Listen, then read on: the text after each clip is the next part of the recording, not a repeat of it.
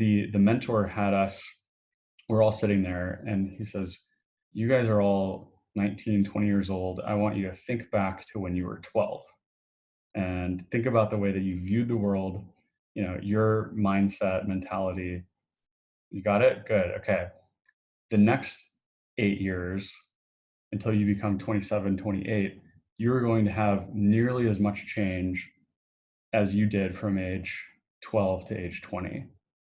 So do you really want to assume that this version of yourself knows what you want to do for the rest of your life and lock in career decisions? That would be crazy. Yeah, I love that. And so well, because at 19, 20, you assume you know everything. Yeah, exactly.